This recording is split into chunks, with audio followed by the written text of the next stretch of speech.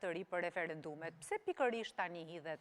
Kur, siç tha zoti Kaso, mund të ishte diskutuar në tryezën e reformës zgjedhore çështja. Mua mu duk si nga ato lëvizjet për të trequr vëmendjen, sepse është debat interesant.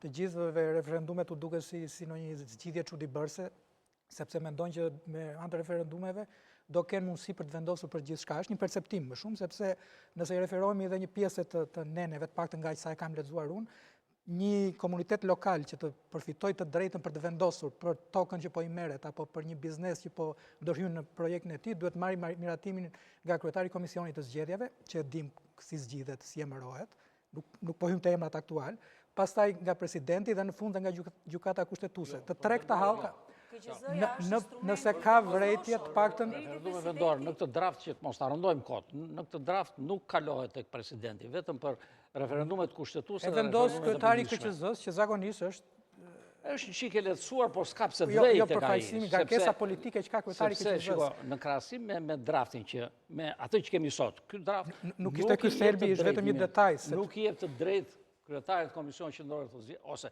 të vlerësoj ligjshmërinë. Nuk i jep të drejtë hiç fare. Po kush e vlerëson ligjshmërinë e kërkesës? Këshilli, jo. Këshilli i qarkut. Sipas asaj që kanë shkruar këta, Këshilli i qarkut. Okej, do ishte më mirë kryetari i KQZ-s nëse në atë çka unë me të tjerët kemi jem përpjekur që ta shpijem në kuvendin e Shqipërisë. Se kemi shpëndot, sepse atëherë fliste shumë nismat që keni dëgjuar ju presidenti Ilir Meta për referendumet dhe sapo sepse duhen votat në parlament. Mazhoranca. Në ato që keni dërguar ju janë tjetër që flasin për atë që kanë propozuar këta. Dhe mua ajo që më ra në sy me leximin e parë, pa qenë jurist, pa ndryshuar fare në profesionin tuaj, aty flitet për terma që ne nuk i kemi më në kuptimin legjislativ të kodit zgjedhor. Aty flitet për komuna, çdo komunë, ndërkohë që unë di që kemi 10 vite që ne ligjërisht kemi më komuna, të paktën 2015 po. Nuk ekzistojnë më komunat. Atëherë si këta ekspertët e PS-s prezantojnë një ligj që kanë punuar me kohë, thonë, që me ekspertët më të mirë ligjvënës, dhe prezantojnë një ligj ku flitet për komuna, kur s'kam komuna ka njësi vendore. Do të parashikojnë të kthejnë. Mbase kjo është çështje tjetër, por kjo tregon seriozitetin. Atë ligji automatikisht i bie që është hartuar para një 10 vitesh, para 2015-s, që mund të jetë një projekt që nëse kemi dëgjuar dhe si është sjell sot, sepse ngjan më interesant. E dyta, me referendumet ka një problem që në përgjithësi dhe në Itali është problemi i dezinformimit dhe kush i financon. Këto duken gjërat parëndësishme, por ne sot akoma nuk po dim si financojnë zgjedhjet parlamentare. Nuk dim si ta menaxhojmë të dezinformimin e përgjithshëm, mediat online, rrjetet sociale, ndërhyrje në fushatat.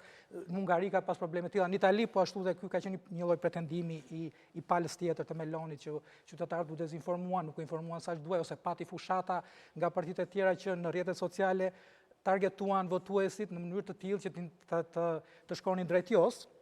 Gjithashtu dhe Brexit ishte një lloj operacioni marketingu digital për të testuar këto ndryshimin e opinionit publik. Gjitha këto probleme i kanë sot vendet e BE-s, ndërkohë në ligj nuk i pash si do zgjidhen këto, dhe për më tepër ne nuk i kemi zgjidhur ende me zgjedhjet aktuale. Kemi 35 vite, kemi një kod që bëjmë copa pas çdo fushate elektorale dhe sërish dalin probleme të reja.